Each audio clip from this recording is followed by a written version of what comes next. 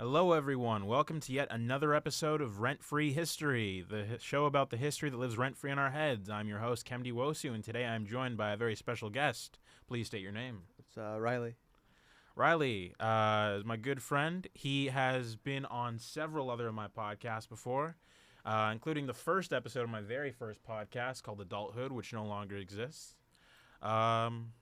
What have you known? What do you know so much so far about this podcast, aside from like what I told you when we were walking in the studio today? I'm hoping there's going to be a lot of carryover from fans of the last podcast into this. No, I'm serious. We had listened because I know that Crystal. I know that she listened to us, and I know there's a lot of people that hated us that listened to it. I know that I'll tell you about that later. They hate it, and I hope that carries over. Okay. Because I had to shoehorn my way into that. I had to dig my way into this one, so I just think But no, so I hope. I know. I was wondering because you were like rent-free history, and I was like, why is it called that? And then you said it to me. It's kind of like in what's that Kendrick Lamar song where they go, what's the yams? And he goes, the yams is the power that be. You know what I mean? They immediately explained what the thing is about.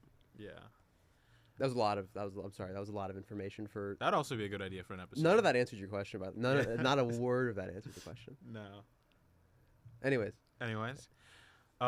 So this episode actually was one of the actual reasons this podcast got started. The topic in particular, it has to do with a trend that has kind of died out at this point. But it has to do with a trend that went around where girls would ask guys if they think about the Roman Empire. I myself was asked about it, and Who asked you? My friend Kirsten. Okay, and what did you say? I said, do you think about the fall of Constantinople? Oh, but no, so when she asked you how often you think about Rome, like, what did you say? I said, I not often. Yeah. Really? Yeah. I mean, not just Rome in general. I think of historical like moments, just like not Rome itself. Okay. Mainly because I didn't take we took AP Euro, but I don't know. I feel like we kind of brushed over like Rome in that class. We did. We learned everything post Rome. Yeah. If I remember correctly, we learned everything post. That was everything that was wrong with Europe because of Rome. I feel like AP World would probably taught about Rome a bit more, if anything. Probably. So. Yeah, but like I honestly like very limited knowledge of Rome. It really just stems from what I learned in middle school, which I really don't remember, and then maybe like barely if they even taught anything in elementary school about it. So, what about you? Where does your knowledge of Rome extend from? I don't remember why I started reading about it like late last year. I think you know why? It was because like I was just coming off my Game of Thrones interests, and then I needed something else to like load my brain up with.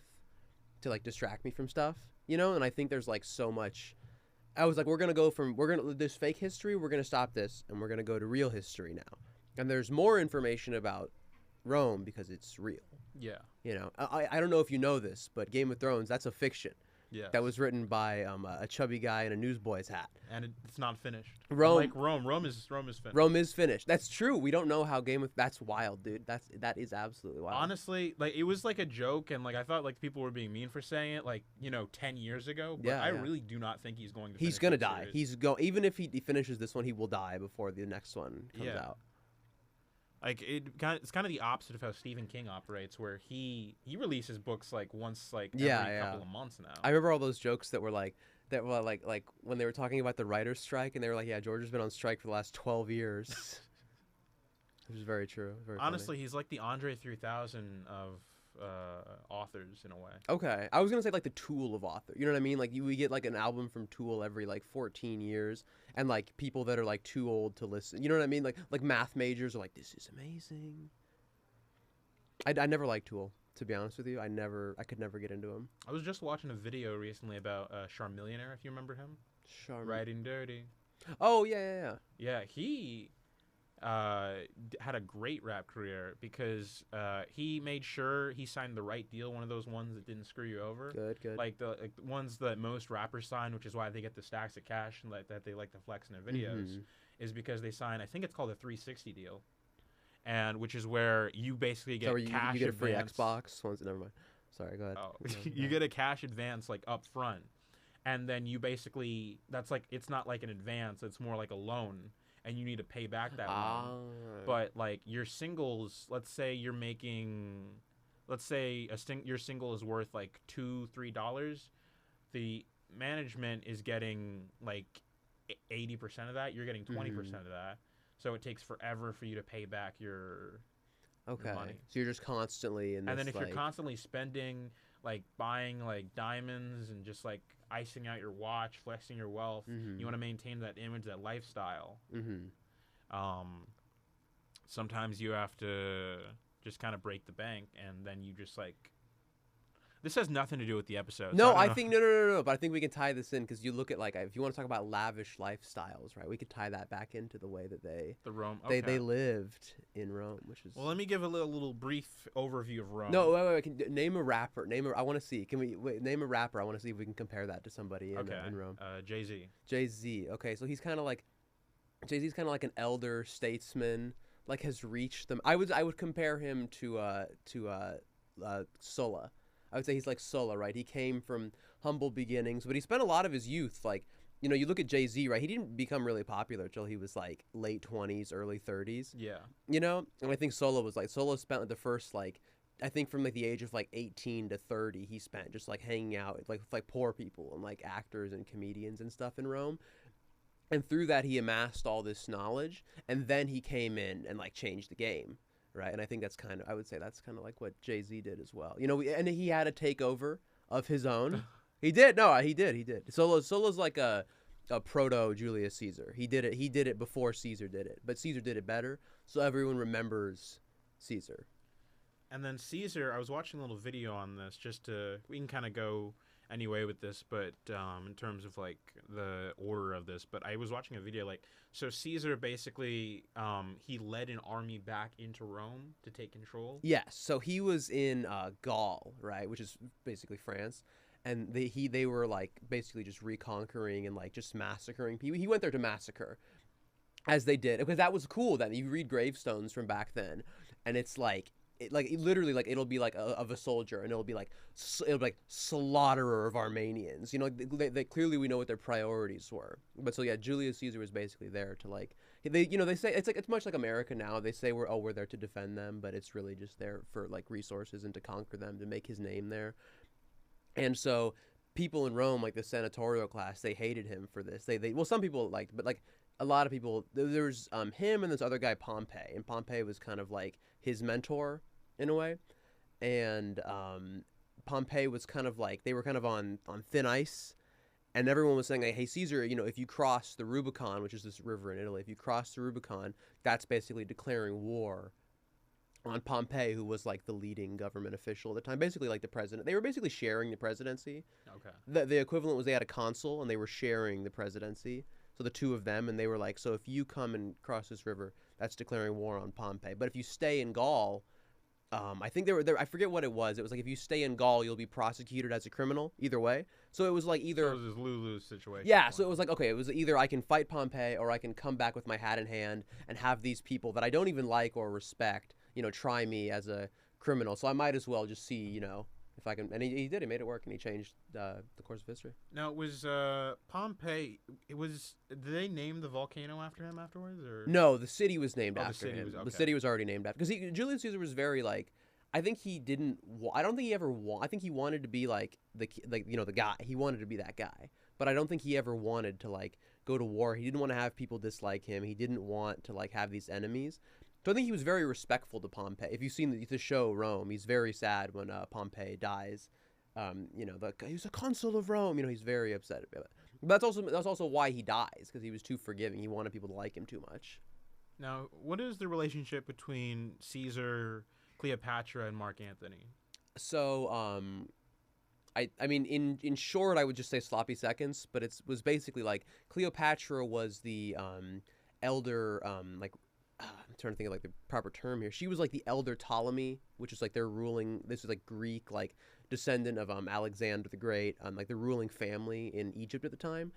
So Pompey, after he lost to Caesar, fled to Egypt. So Caesar was like chasing after Pompey, because in order to forgive him, he had to defeat him first, right? So he's like hoping to like take and bring him back to Rome. Pompey goes to Egypt. They kill him anyways.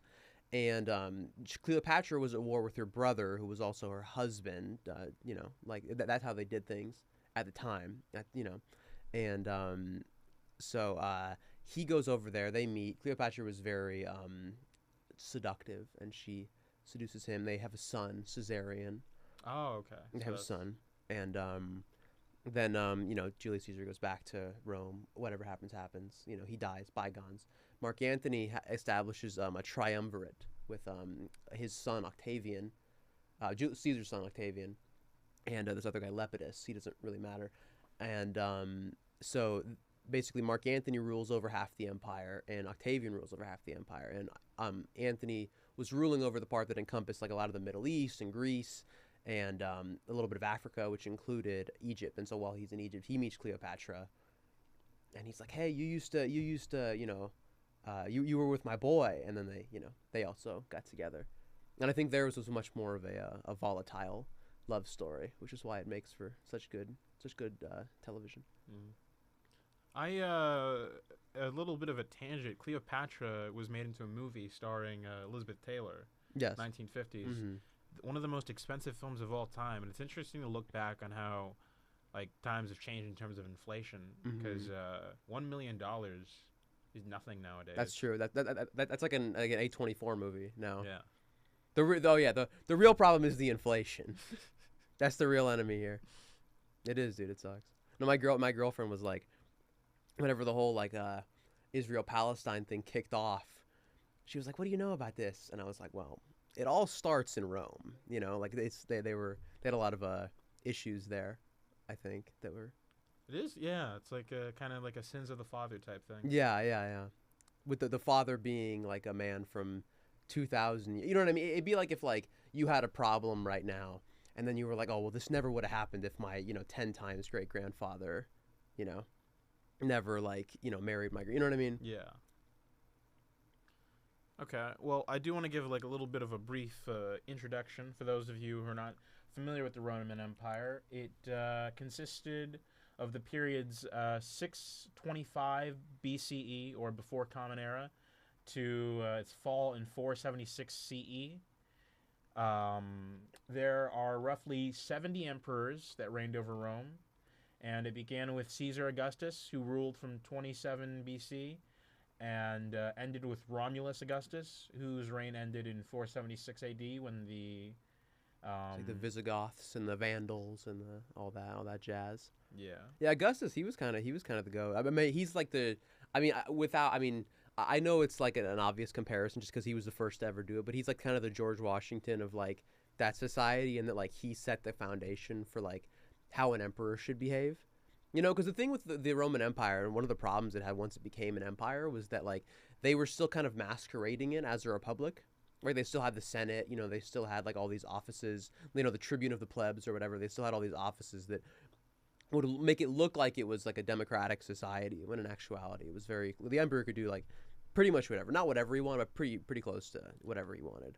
It is interesting you say that he was the George Washington of the society, because when I was doing some research on this, I found that Washington was actually influenced by Caesar. Yeah, so yeah, no, it's very... Because especially things like when he was like forming like government originally, the two-party limit was something, or the two-term limit was something that he kind of brought over from that. Mm-hmm. Oh, from like Rome? Yeah. Oh, that's interesting. Yeah, I mean, you can see obviously a lot, like the influence of Rome's clearly still like, prevails even today. Obviously, people always compare it to like the United States, and I think that's kind of a dumb comparison, to be honest, because if you look at like Rome was existed as an entity, as a civilization for like something. I mean, if you want to just go from the Western Roman, from Rome as the city, it was like almost 1,000 years. You know what I mean? So if you were to like track American history next to it, we're just now at like the first Punic War, where they fought with Carthage. So it's like an unfair comparison, because they're talking, oh, the fall of the America, it's like the fall of the Roman Empire, and it's like, no, you know what I mean? Like there was so much that happened in between that I think we're just wanting to compare ourselves, to like this. It's easy to look at Rome through like rose-tinted glasses and be like, oh, we're just like them, but it's like I don't know, maybe. Yeah. Tell me about the Punic Wars. What were they? The Punic Wars were there was this other civilization which we don't know very much about, which is in part the fault of Rome, but also what they wanted, which is this civilization called Carthage. They were kind of this like seafaring, like civilization. They were based out of like Spain and Upper Africa, and they were like another one of the dominant powers at the time. And they were fighting over this little island called Syracuse. And it just kind of, that's the thing with like, you would go to war back in those times. You would go to war like with a country like 4 times before you could actually conquer it. Like if they fought like 4 wars with Macedonia, right? So basically every time this is what happens.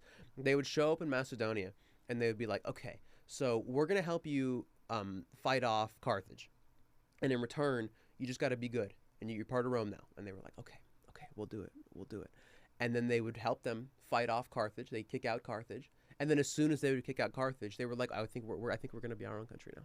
I think we're going to be our own thing, Rome. And they were like, I can't. They kind of had to like beat the independence. No, but they like 4 times they had to like, and finally after Greece never really fully accepted its place in Rome, which is why I think it prevailed like culturally. You know what I mean? Latin doesn't exist anymore as a common dialect, but Greece is very much still, Greek is still a spoken language. They never really accepted their like status in Rome, and I think that's why they, I don't know. I did see like a map recently that like a lot of like dialects were like in part inspired by Latin. But why do you think 1,000%. Latin itself like is it mainly because of just like Rome like dying out? That's what killed Latin? Or Yeah, I mean a lot of those countries after Rome falls, like the actual city of Rome, the Western Roman Empire after that falls, I think you watch like communication kind of breaks down, and like all these countries are a little bit more isolated than they were prior to. Latin itself also evolved over the 1,000 years that Rome existed, but like you look it becomes Italian in Italy, French in France, like Sardinian, Romanian, all that. As these countries become their own independent countries, they develop their own independent language as well. It's like how American English is much different from British English, even though it's still the same language. Technically, there's a lot of like differences. I don't understand. Speaking of dialects, how like British evolved into these 2 different forms of like because you have like American, just like I guess you have the California accent, you have like the Midwestern accent, then you also have like the Southern accent, and it's interesting to see like I don't get how those all kind of like changed, but I guess you do have that similar thing in Britain where not everyone speaks like just like no, there's the Queen's English, of course, or now the King's English. It was always the King's English. But then you have like I don't know, people from Southie. You have like these different like types of forms of dialect. So I guess it does make sense that like I guess especially over the years, like I guess it was more difficult for people to all talk the same, like when you didn't have I guess like similar forms of communication like we do nowadays with like cell phones. Yeah. They were like we have like you can go into a gym and get a live broadcast from like Tucker now as we speak, but back then it was like you got the news, if you weren't living in the city of Rome, if you weren't living in a major city, you were getting the news like, once a month. It was some guy on horseback who, might die on his way to the next village. Oh, or it could have been worse. It could have been, I know they had, I don't know if this is more of like a Greece thing, but like I knew they had runners at one point, like who would just like run from like one city to the next bringing news. Yeah, but that's like, that, you know what I mean? Like people talk about like disinformation like now, and it's like, it would have been so easy if I just like, showed up. Say if we were going to war, and like I send out a messenger, he just shows up, and he's like, they've surrendered, you're king now, and then you're like, oh okay, cool, and then everybody just would, what I mean? He's just lying. He could that guy could just totally be, lying to you. I don't know. I was thinking about doing that for a bit about like, because like people talk about like they talk about the internet, and they're like oh it's divided us so much. People like they're so mean to each other on the internet, and it's like I was reading this thing where when Voltaire died, Mozart said the ungodly arch-villain Voltaire has died like a dog. And there was that didn't take the internet. There was no Twitter for Mozart to say that on. He just said that. It's like we used to have duels. Yeah. If you and me didn't like each other now, we would tweet at each other and be like, "You're a loser." Like, no, you're a loser. But now it's like oh well, I got more likes than you. But back then we would have been like, hey, do you want to go in my backyard and shoot each other, and then we could see, like it's. A similar thing happened with during the election of 1800, where Aaron Burr was running against Thomas Jefferson, and what's his name? Alexander Hamilton wrote a bunch of very like he made it sound all nice, but he was basically like, yeah, like he eats his own poo, just stuff like that. Like it's very just like. See, but they were doing this stuff in Rome. Though. See, this is how far back it goes. Like when Octavian and Mark Antony were vying for power of Rome. Octavian was putting out all this stuff like, oh, he's betrayed his country. He cares more about Egypt than he does about Rome. And then Mark Antony comes back and he's like, I don't know if you know this about Octavian, but he's gay. He's actually gay. No, this is like legitimate news. They were like he was butt buddies with Caesar. Caesar's like his like adoptive father. But it's like, this is how far back all this goes. Yeah, I feel like we do progress in terms of a society to some degree, but in some ways, like, we stay exactly the same. I think we're just find new ways to do stuff. It's not that we're changing; we're just finding more efficient ways to call each other gay. Basically, that's if you look. I mean, I was talking about this with Justin. Like, they were putting out these like I saw this thing. It was very funny, which was like it was like Ron DeSantis in boots, but somebody drew like a thing where like he had like high heels inside the boots. And it was like, even like the people that hate Ron DeSantis are still just like, yeah, this guy's gay. This guy, you know what I mean? Like everyone's, I don't know. It was just very interesting. I don't know. It's like I said, we're just finding new ways to do the exact same stuff. I'm trying to hone it back in after that last. We got off track a little bit. No worries. I feel like in terms of like getting off track, I think I've gotten like a lot better at like making sure podcasts stay on topic, especially with this one. I feel like the problem with like previous ones, like I think the movie one went okay, but because like we had like a specific topic, but like the old podcast that I used to do, like the first one, like it kind of got off topic because I would run out of like guests, so we would just like it would be you or you and Justin or you and Jared, and in those podcasts like we wouldn't have like a particular topic. And then we would just kind of like badger off about random stuff, and then we would just like kind of go. I love that was my favorite. I'm sorry. I think we just have different. I understand. I think you're trying to make a more accessible product. Yeah. Right. When you're doing, I'm just like because like sometimes we'll like have like these like in jokes, and it's like funny to us, but like if anyone listens to it, they won't understand. Yeah. No. For me, it is a conversation. I think that's why I like that form because for me, it is just fundamentally like it's a conversation, and it's not like I understand what you're trying to do, though. Like, you're trying to make this accessible for people. Yeah. And I think that's why I never wanted to host it either, because I never wanted the responsibility of having to make it good. I could just be there. You know what I mean? I could just show up and be like, well, what if we did this, Kim? You know, like, I could just show up and mess around. And you were the one who had to bear all the responsibility. And you're like, oh, I got to edit this out. I got, I did like that last episode that we did, where Jared was kind of. It's so much fun. Yeah. It was so much fun. I miss doing this. I love this. I could do this forever, dude. I mean, as you know, I could. I talked to that guy. I'm see we're getting off topic now, but I talked to that guy that he's doing a project on you, and he called me and he was like asking me all these questions about you. It was very interesting. It felt like I was being interviewed. It felt like it was cool. It was neat. I was like, can we talk about me now? That was like my first. Let's talk about me. All right, we're gonna take a brief commercial break and then we'll be right back. Talk more about Rome. We're doing commercials. Are you interested in working for your favorite artists and bands? Do you love entertainment and pop culture? Check out the Music Industry Club. We focus on the business side of music. We host workshops and panels featuring industry professionals hailing from record labels, concert promoters, and more. We also have events and perks like live shows, venue tours, and ticket opportunity drawings. Follow us on Instagram, TikTok, and Twitter at CSUFMIC. That's at CSUFMIC. Come to our events on select Tuesdays at 7 p.m. and become a member. See you there.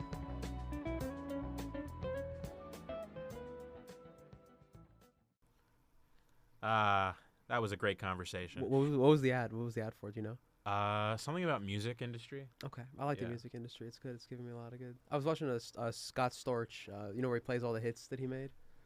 You know Scott Storch? Scott Storch? He made Still Dre. He made the beat for Still Dre. Okay. Oh, yeah. It's like that. The Jewish guy with the sunglasses. Yeah. He made like. I saw like a little TikTok about. Yeah. He's come back. He's had a big comeback in the social media age. Yeah. Once people realize that for a lot of our favorite songs, other people make the music. Yeah. I'm sorry. Interesting. Jay-Z actually made What was it? He wrote Still Dre. He wrote the lyrics. He wrote the lyrics for Still And Dre. no, and Eminem wrote All I Forgot About Dre. That's the thing with Dr. Dre though. Dr. Dre, and I think he would admit, I think he said this himself, like that I think he's kind of more of a director. I think he's less of an artist, and I think he's more of a director. He's really good at getting a bunch of the great artists and a bunch of great producers and putting them on an album and having them make a cohesive project that makes sense and is, like commercially viable. I think he's great at like directing people as to what to do, and then he just has to kind of come in and like, fill a track with some lyrics. Who would you say is the Dr. Dre of the Roman Empire? Who do you think really, I don't know, like got everyone on the right track through the most prosperous period of the empire? And what was the most prosperous period of the empire? Most prosperous period was for sure from Nerva through Marcus Aurelius. That was like I think about almost 100 years of just like there's the 5 good emperors, right? It's like Rome. There's no real major conflicts. Like there's no like Rome is good. It's at its height. It's at the biggest it's ever been. The economy's good. But to compare someone to Dre like that, who can just get everyone to kind of come together, oh man, it's tough. I don't know. I'm gonna go with late empire. I'm gonna say Aurelian. I'm gonna say because he was really good at like he wasn't in power for very long, but he was really good at like for a very brief period of time. He got everyone together, got everyone on the same page, and was like, "Hey guys, Rome is not doing well. We got to make it bigger. We got to get it big again. It's small now, okay, and we're gonna get it big." And that's exactly. I feel like I'm talking like Trump right now. I'm like, it's small now. I know that's a bad Trump. I can't. Can I do a Trump? Can I do it? Yeah. It's like. It's small now. We can. No, I can't No, even do it. I'm doing. I know. It's sick. I'm from being. I've been sick. I can do a good Trump, but it's from being okay. But anyways, regardless, what I'm saying is like, yeah, he was really good at getting everyone together to kind of do what he wanted. Where did the phrase "the sun never sets" in the Roman Empire come from? Like, was it during that period when they began to expand? I think that was with the British Empire. That was the British Empire. Yeah, but the joke of that was the sun never sets on the British Empire, because God doesn't trust the British in the dark. That was the joke. I remember I learned that from I think Indiana Jones. Oh, okay. But the joke of that was that the empire was so wide that the sun would. There's always a place of that empire where the sun is set. Or the sun is not set yet. Okay. Well, I'm just going to go over a brief overview of some, Roman history. So we have 625 BC. Rome was founded in this period of time in the ancient areas of Italy known as Etruria and Latium. Oh, okay. Yeah, so they basically, in the beginning, right, they have a kind of a war for the territory with these people called the Etruscans. And they some of their civilization, we know a little bit about them, right? They were very much like a, Bronze Age sort of civil. They were all tribes at one point, right? Rome and Greece. They were all tribes. And the Romans fought the Etruscans for basically, control over, middle and, upper Italy. And obviously, they won. We have Tuscany. Tuscany comes from the Etruscans. But, so they fought them for that. And then there was the Age of the Mythic Kings. And I think that's why we like to compare ourselves to the Romans, because they had an era of kings, and then they fought against them, and they won, and they were a republic for a very long time. So we're in the republic phase. But people forget that, when they talk about an American empire, we are in the republic phase still. What are the differences mainly in a republic, say, versus a democracy, really? I mean, do you mean in terms of Rome or just in terms of Rome? Yeah. So, I think. Did they ever have a democracy? Or was it no, it was just republic always. And then. Yeah. So basically, there was a Senate and then there was a consul, and I think they could have multiple consuls. It was very messy. They had multiple consuls, right? And the last guy, so that's where I was talking about Sulla earlier, right? Because they had the office of dictator, and that was when you're in a war, right? You could give this power to somebody because we need somebody with a good vision. So it's like how they gave the chancellor emergency powers. Exactly. Yeah. Exactly. It's exactly like Star Wars. But that's a good metaphor. He was. I remember George Lucas said he was inspired by Caesar in that regard. That they gave him that emergency power. But what's funny is Caesar kind of took advantage of it because there was no emergency at the time. He just wanted to be in charge. He just did it for the love of the game. He wanted to be in charge, and he came in and he took over. But prior to him, the guy who showed him you could do that was this guy named Sulla. He was beefing. See, that's why he's like Jay-Z, right? He was beefing with this guy named Marius, who's kind of like the Nas in this story. And he basically came into Rome, and they fought, and Marius lost. And Sulla was basically like, look, I have a few things I want to do. I'm going to do them, and then I will step down. And that's literally what he was a man of his word. That's what he did. He came in, He like did the things that he wanted to do in Rome, and then I think like 10 years later he was like, all right, I'm done, and he sat down on his couch in this, in his house, and he died. That's like almost blank for blank Roy E. Disney, or not Roy E. Disney, Roy Disney. Roy Disney, who is that?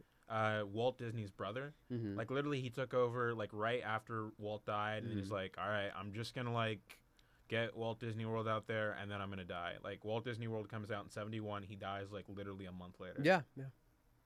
No, that's like, but I think Caesar didn't. I think Caesar didn't have anything in mind that he wanted to do aside from put Caesar in, in the purple, as they called it then. The emperor wore purple. So I think what Caesar. Well, no, because that actually hadn't. I'm sorry, I'm stupid. That actually hadn't even been established yet. People forget this, right? Caesar, I don't think had the vision that Octavian had later on. Caesar, I think, just wanted to have Caesar in charge. I don't think Caesar was thinking about the future of Rome and what are we going to do and what's the new form of government. I think Caesar just wanted to be in charge until Caesar died, and he didn't have any vision for like what he not even wanting like a successor. He didn't nothing. Care about Maybe he would have established one if he'd lived. If they hadn't killed him, who knows? But Octavian, we know for sure, had the vision to establish a successor, to build an extremely successful, really strong, robust economy. Have like the government be really stable. No major wars.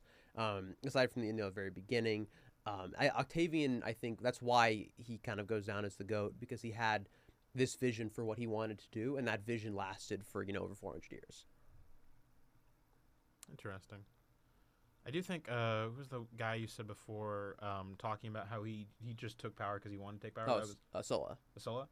You could say that's Palpatine too, because the whole thing was like he just really just did it as like a game. Like they could have very easily taken. It's like a long convoluted plot to take over the Jedi Order. So yeah, me and Nick were actually talking about. We talked about it for about 3 hours a couple weeks ago about how I think the Jedi Order was the biggest problem in that civilization. We were talking about if you watch the movies, right, they have zero respect for like the governing bodies of other civilizations. As soon as Obi-Wan gets to Geonosis, he immediately kills like 2 government officials.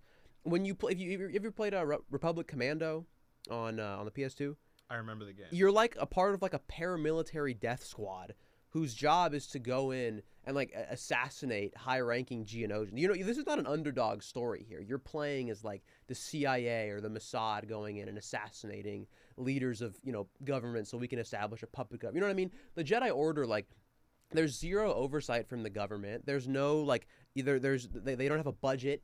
It's not like they ever sit in on like any like the what do you call it, the meetings. No, like and yet they have absolute power. They can do whatever they want.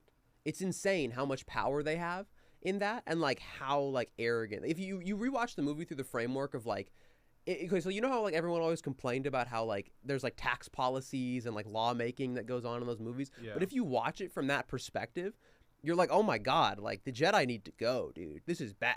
Like you really like. And then like the Jedi were kind of crazy in that third one when they were like, okay, like the Chancellor will have to give up his emergency powers like now that General Grievous has been killed. And they like are like, we'll be the ones to like make sure he does it, as if like at any point they can just flex, like it's basically just this like elite like a religious organization who whenever they want to can just step up and like control the government. And like people are probably scared like when the Clone Wars started, because you thought like, oh, okay, they're a bunch of monks, they're kind of like they think they're higher than they actually are and all this other stuff. But then you figure out, oh, those lightsabers, they can really do damage. And they're basically warriors that are just leading these millions and millions of like clones into battle. Yeah. And at any time they could just lead some of their clones into battle. So of course, some people saw Order 66 as like a savior. They were like, thank God we got them. And consider this, like, I just completely forgot what I was going to say. I was just about to go on a tangent, and it's lost. I lost it in my mind. It's gone. No, you got to give me a second. Okay. I will remember it. Okay. Hang on. See, I got to do the hands now. Damn it. I consider this, and what was I going to have you consider? I don't know. No, okay, I was going to ask more like, why? So as soon as the clones, which mind you, the Jedi have been building this secret army for the last 10 years without the government's knowledge or permission, right? They come out, and immediately who gets to be in charge of this army? This secret army of millions of people? The Jedi. Yeah. No permission from the government. Because the Jedi, like, of course, they don't know the army's being built. But it's being built. It was built by a Jedi. Exactly. Yeah. So, like, this guy only like seeks to anger the Senate further. Then you have all these attempts on the senator's life that like wants to, and it's just insane. But it is crazy that Palpatine. It's kind of like impressive that he's able to like pull all these strings. Yeah. And like play this like giant like just like game with the Jedi. I mean, from a political perspective though, can you imagine like if they had succeeded with assassinating Palpatine, right? Because that's an assassination. Textbook, that's an assassination, right? Yeah. So even though he's a Sith Lord, right, and he wants to control the government, like the people and the Senate, they don't know this. They don't know what a Sith is. They don't care. You know, they want what do they want? They want low gas prices. They want a carton of eggs to be $3. They want milk to be $3, right? These people don't care about this religious mumbo jumbo that is basically the backbone of the Star Wars story. Yeah. So from like imagine that on the news, right? Like you know, like religious organization assassinates chancellor. You know, from a political perspective, I think that Palpatine is absolutely in the right. I'm not even gonna lie, but I think that like we know the Jedi are good because George Lucas told us they're good. Yeah. But like, I don't know. I just don't. The more I think about them, if that was going on in our civilization, I would be like, I don't like this. I don't. No diggity. I don't. I would be scared. Yeah. Yeah. These people that like just have all the we don't know like the difference between Jedi and Sith really. So we see a Sith, we might think it's a Jedi with a red lightsaber. Yeah. They can like just shock us with lightning. Yeah. They can move actual like physical objects. Yeah. And we're just supposed to trust them to not do this to civilians. Because I mean, you know, if that was going on in the real world, you know they would be using that to like get us to shut up. You know what I mean? Like you know, if you were like I'm trying to think of like a real world. All I'm saying is that if Israel had the Force, this whole thing would end in a long time. I'm just saying. You know, honestly, you give either of those people the Force, you know, it's over. Imagine for a moment if during the debates, if Joe Biden could have just shot electricity out of his fingers at Trump. Could you imagine? You know? Honestly, that'd probably be the highest viewed debate. That would be so cool. That would be the coolest thing ever. So back to Rome. So we mentioned before, Rome had a TV show that aired on HBO for 2 seasons. Were there any other pieces of? I guess we could talk about Gladiator. What classic. period was that? So that takes place in like at the end of the kind of peak of Rome. That's like the end of the 5 good emperors. So this is a real thing, right? So Marcus Aurelius was a good emperor. He's a pretty cool guy. Right. There is no indication that he wanted to return the government to a republic at all. There's zero indication that he wanted to do that. I honestly, if you look at it, like the republic kind of sucks. They're in like a state of perpetual war at all times. They're going to war, and the people that benefit from this are the people that are like, you know, like the Senate and like anyone who's higher up in this time. And not to say that it was more equal under the empire, because it wasn't. Like to a peasant, right?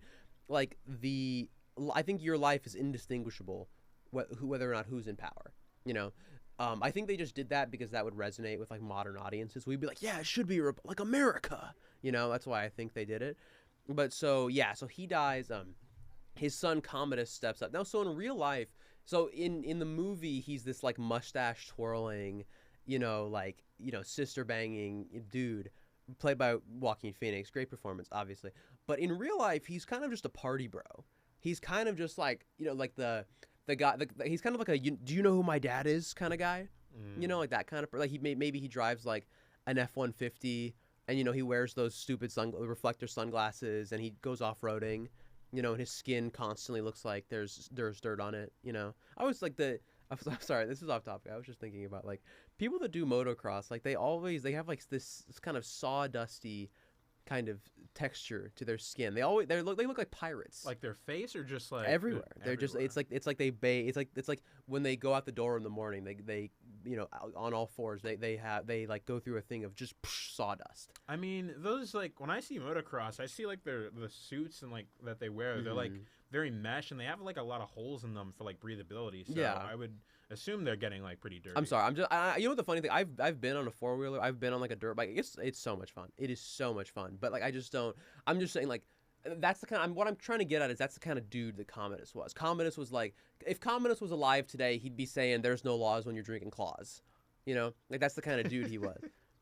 Like he wasn't fit, I think, to be like a ruler. He was always going to be the rich guy's son, you know. So he kind of, because of that, he dies. Then there's the year of, I think, the 6 emperors, where it's like once a month, you know, a guy is just like, I think I could do it. I think I could do it. And they're like, yeah, you can do it. You get up there. Get up. No, get on the throne. Do it. And he goes up there, and they're like, no, I think we should kill you now. And he's like, what? And he's like, yeah, no, it's over. You know, that's kind of. It's funny. Like you read like any Wikipedia entry on a Roman emperor, and it basically ends with, he was beloved by both the people and the Senate, and was assassinated 5 years into his reign. Like that's how every single one of them. There's one emperor in the entirety of the empire. There's one emperor who just abdicated the throne, and it was Diocletian. He was like Sulla, right? He came in, he did what he needed to do, and he said, okay, things are good now. He said, I'm going to bed. Somebody wrote him, after he retired, they were begging him to come back. And he wrote a letter that was something to the effect of, it was like, if only you could see the cabbages I've grown, you would not ask me to come back and lead. You know, he was just so into gardening. That reminds me of there's this coach of the Utah Jazz, a basketball team, and he retired because he didn't want to like coach this one player anymore, and he basically like said like, sir, could you please come back, like just like sleep on it, and he just said, you know, I slept on it. It's probably the first good night's sleep I've had in a long time, and then he like officially retired the next day. And he said, "I'm gonna go rake some leaves." Yeah, there you know that it's like how like it's like John Carpenter now. Have you seen John? He said they were like, "You think you'll direct another movie?" He was like, "I just don't know if it'd be as much fun as playing video games and smoking weed." You know, I think he's like 80 years old. Like let him. Yeah, let him enjoy his retirement. Yeah, no. But no, it's just, I'm sorry. Back. So like, what I'm getting at here though is that like, yeah, there's one guy in the entirety of this empire that got to just sit down and relax. Everybody else was either they did it until they died, or they did it until someone made them die. That was kind of how it worked. So, did Russell Crowe's character, was he based on someone real? They kind of like, there's like a Spartacus influence there, you know, with like, the Gladiator kind of leading the charge against the government. I mean, the person who killed Commodus in real life was like, the officials were basically just fed up with him, like, you know, partying, and they had like this guy who was like his wrestling trainer kill him in the bath. They were just like, yeah, he's letting his nuts hang. You got to go take him out, and he choked him to death in the bath, and that's that. And then after that, that'd be pretty funny actually. Just like, yo, I'm tapping out, bro. Yeah, that is funny. Yeah. Nah, see, this is it. Just come back. Hang on. You gotta give me a second. I'm sorry. I thought it was good. I thought it was over. Maybe it's coming back. Okay, I think I'm good. I'm good. Probably some phantom coughs. Yeah. So I wasn't. I could smell and taste. So I think I don't think that I broke quarantine. I'm trying to think of an old, outdated like COVID. That we were talking about on the way over. That as soon as I got sick, I was like, I'm gonna kill someone's grandma. They're gonna talk about it on Twitter. They're gonna tell everyone on Twitter I was going to the store while I was sick. That was like a legit worry back then, you know? Yeah, I remember that. Like, I just amazing how like we really thought, oh, this is the end for like. I thought it was the end for like a good week, especially like during that period where we would like drink under a bridge. Yeah, my dad was like, there's gonna be checkpoints. Like he was talking about it like we were gonna be like in Israel, dude. He was like talking about it like it was just very funny. My dad was saying similar things, like, because I was like, can I just go for a drive? I just want to like drive around for a bit. He's like, they're gonna stop you and they're gonna ask you what you're driving around for. Yeah, my dad's gonna be like, they're gonna make sure you have your ID on you, and I'm like, Dad, I had my ID on me before COVID started, anyways. Like, what is the point of this? No, it was funny though. No, man, my dad was like, and then after the vaccine, you know, like he was like, there's gonna be checkpoints. They're gonna ask if you're vaccinated, and it's like, Dad, you're just mad right now because you can't go into Applebee's. Like they're not stopping us and executing us. Like there's no. He was talking about it like we were in like Schindler's List. Like he was like. I want to talk about Oliver Reed. He was an actor who was in the film Gladiator. Yes. And he had one of the greatest nights of his life. Now, Oliver Reed is a very famous actor, more well known in, I think, the UK than the US. But his final film role was in Gladiator, as I don't remember what his character's name was. Proximo. And he had actually been doing very good because he had this stipulation with Ridley Scott where he wouldn't drink or go out or anything like that, like while during the movie. And he was doing really good, except for one night he just decided he could not hold it in anymore. He had to go out and drink just like a little bit. And he did. And he had a great time, and he got into a fight. And it was a pretty intense fight, a bar fight. And he ended up beating the crap out of a couple people before suffering from a heart attack and passing away. Yes. So he did not finish filming the movie, but to be honest, you could not tell because they reuse a lot of footage and also use body doubles so that you can't tell which scenes are his and which scenes aren't his. And I mean, for a British guy, what an American death. I mean, honestly, to get in a bar, to break your sobriety, and on the night you break your sobriety, get into a fight and die. I mean, what an American way. That guy is an American hero. I mean, regardless of national origin, you know what? You can tell with some people. A guy like that, that guy would have fought the British in the Revolution. That guy, that's an American right there. He might have been born and raised in England, but that spirit is red, white, and blue. Okay, that spirit is Exxon. That spirit is Denny's. Okay, that spirit is Enron. Yeah, Applebee's, Enron and Applebee's. Perfect combo, dude. About Rome, I'm sorry, we got to go back to. Yeah, let's do some closing points on Rome. I just wanted to ask you. So this thing about Nero playing the fiddle while Rome burned. Is there any reality to that, or is that just like a thing that people say? I think with history like that, like you have to look at who's writing the history, right? So like the people that were in the government at the time absolutely hated Nero. They hated him because he kind of made a mockery of the office of emperor, where like at the time, like being an actor was I think comparative to being a prostitute. And he loved acting. He was like, I want to do this. So it'd be like if like right now, it'd be like if like Hunter Biden was like had an OnlyFans. That's kind of like the best comparison I can make. If he was like, if he was my OnlyFans is $8.99 next month. That this is like the equivalent I can think of. So that's why they hated Nero at the time. And so afterwards, he was kind of a temperamental guy. Obviously, if you read the history, he was very temperamental, especially by modern standards. But what's funny is like he has such like a modern soul. If you read it, because then when he died, he said, "What an artist dies in me," And he has such a modern, so he's like this, like he's whiny, and he's like, I think he probably like, I think I would compare Nero to like a girl with borderline personality disorder, like he probably didn't take his meds. So to answer your question, Nero probably wasn't even in Rome when the fire started. He probably wasn't even like in the city when it occurred. But he loves art.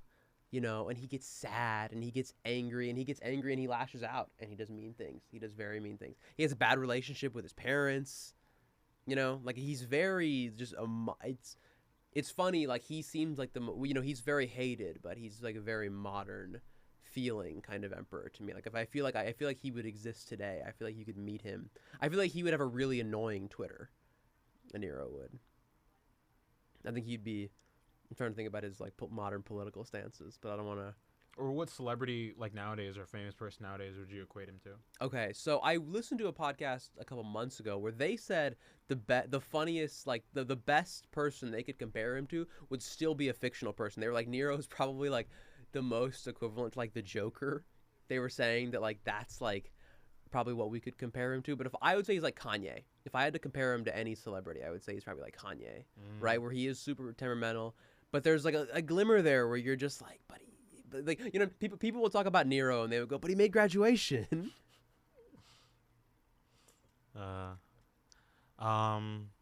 Well, just like Rome, this podcast has to end. Okay, how much time do we have left though? Do we have any?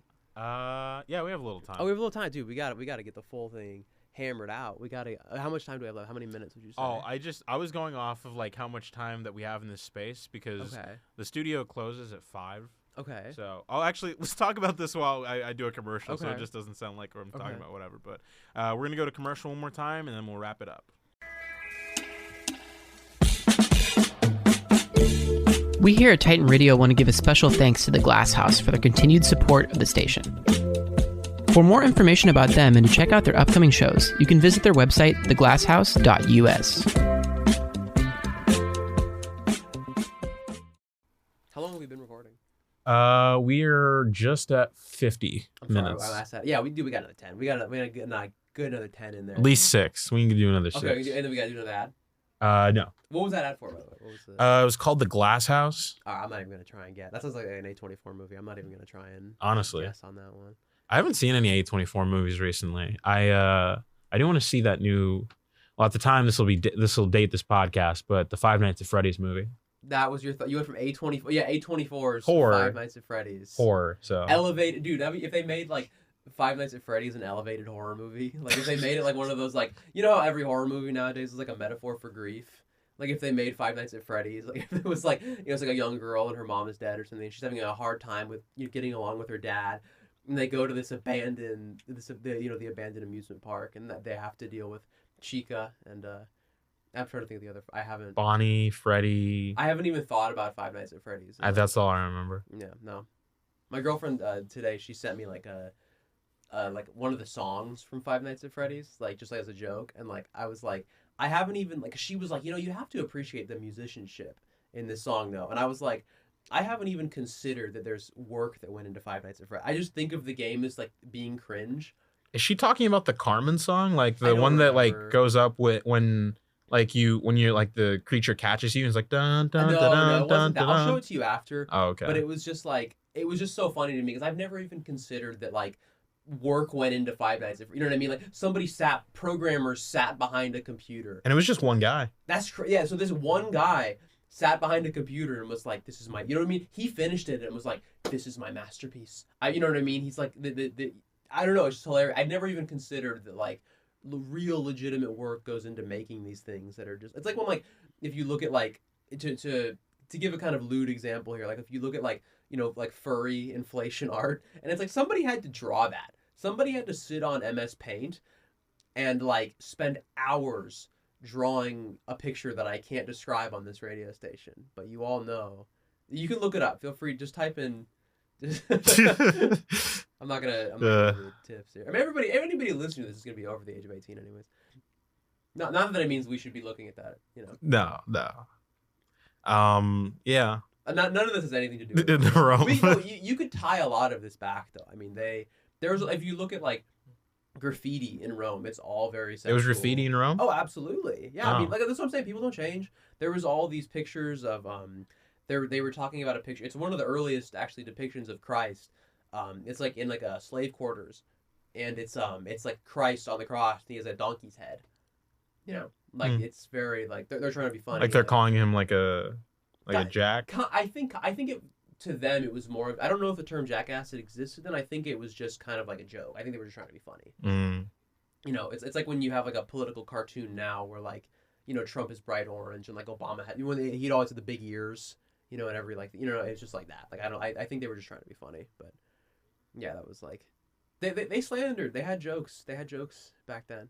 I was thinking it was fun. I think Sulla, his grave, it said something along the lines of like, it was like, no better friend, no worse enemy. And I was like, what a cool thing that would totally be on a t-shirt that like a complete jerk would wear nowadays. You know what I mean?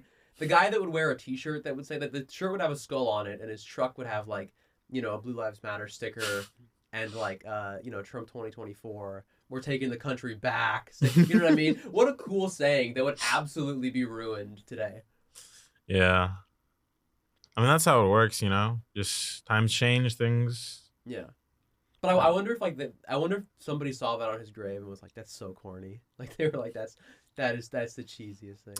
They probably did, you know. They probably did. You think?